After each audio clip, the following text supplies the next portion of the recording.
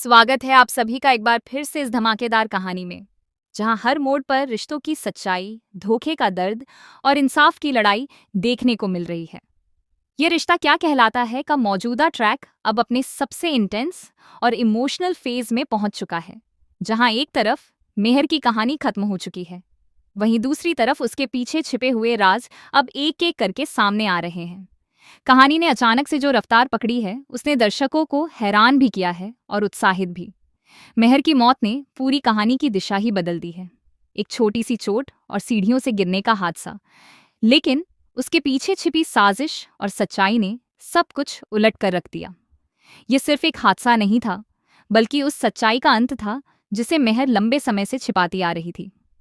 उसकी मौत के बाद अब सभी की नजरें मायरा पर टिक गई हैं, क्योंकि हालात ऐसे बन चुके हैं कि मायरा को ही दोषी माना जा रहा है। लेकिन सच्चाई कुछ और है, और यही सच्चाई अब धीरे धीरे बाहर आने लगी है। अभीरा का किरदार इस पूरे ट्रैक में सबसे ज्यादा मजबूत बनकर उभर रहा है। एक माँ के रूप में, एक वकील के रूप में और एक इंसान के रूप में वह हर मोर्चे पर खड़ी नजर आती है। जब उसे यह एहसास होता है कि मायरा पर झूठा इल्जाम लगाया जा रहा है, तो वह बिना देर किए फिर से काला कोट पहनती है और कोर्ट में उतरती है। ये सिर्फ एक केस नहीं है, बल्कि उसकी बेटी की जिंदगी और इज्जत का सवाल है। अभीरा जानती है कि इस बार की लड़ाई आसान नहीं होगी, क्योंकि सबूत उसके खिलाफ दिखाए जा रहे हैं, लेकिन उसके पास एक उम्मीद है, सच्चाई की। मुक्ति की दोस्त द्वारा बनाई गई वीडियो इस कहानी का सबसे बड़ा टर्निंग पॉइंट बनती है। वही कैमरा जो मजाक के लिए उठाया गया था, अब सच को सामने लाने का सबसे बड़ा जरिया बन जाता है। उस वीडियो में मेहर की सच्चाई कैद है, उसकी हरकतें, उसकी मंशा, सब कुछ साफ नजर आता है। यही वीडियो अब मायरा को बेगुनाह साबित करने की कुंजी बनती है। जब यह सबूत कोर्ट में पेश होगा, तब पूरी कहानी पलट जाएगी, और जो लोग मायरा को दोषी मान रहे थे, उन्हें अपनी गलती का एहसास होगा। अरमान का बदलता हुआ रवैया भी इस कहानी का अहम हिस्सा है। पहले जहां वह कन्फ्यूजन और गुस्से में था, वहीं अब सच्चाई सामने आने के बाद उसका भरोसा फिर से अभीरा पर लौटता दिख रहा है। वह समझने लगता है कि अभीरा ने जो भी किया, अपनी बेटी और परिवार के लिए किया। यही वजह है कि वह अब खुलकर अभीरा का साथ देता है और उसे अकेला नहीं छोड़ता। दोनों के बीच जो दूरियां आ गई थीं, वे अब धीरे धीरे खत्म हो रही हैं, और उनका रिश्ता फिर से मजबूत होता नजर आ रहा है। पोदार हाउस में भी अब एक नया माहौल बनने वाला है। मायरा और मुक्ति का वहां आना और उन्हें परिवार का हिस्सा बनाना, ये सब कहानी को एक नई दिशा देता है। जहां पहले सिर्फ दर्द और नफरत थी, अब वहां प्यार और अपनापन दिखने लगेगा। हालांकि यह शांति ज्यादा समय तक बनी रहेगी या नहीं, ये कहना मुश्किल है, क्योंकि कहानी में आगे और भी ट्विस्ट आने बाकी हैं।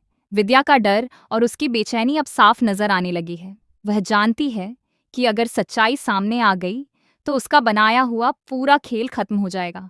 8 साल पहले जो गलती उसने की थी, उसका अंजाम अब सामने आने वाला है। उसने अभीरा और अरमान को अलग किया, उनके रिश्ते को तोड़ा और अपनी मर्जी से सब कुछ चलाने की कोशिश की। लेकिन अब हालात उसके खिलाफ होते जा रहे हैं। वह खुद को बचाने के लिए अभीरा पर ही सवाल उठाने लगती है। लेकिन उसकी यह चाल ज्यादा देर तक काम नहीं आने वाली। दादी साहब का किरदार यहाँ पर एक मजबूत स्तंभ की तरह सामने आता है। वह सही और गलत में फर्क करना जानती है, और जब विद्या हद पार कर देती है, तो उसे आईना दिखाने में भी पीछे नहीं हटती। उनकी बातों में एक सच्चाई और सख्ती होती है, जो कहानी को और भी असरदार बना देती है।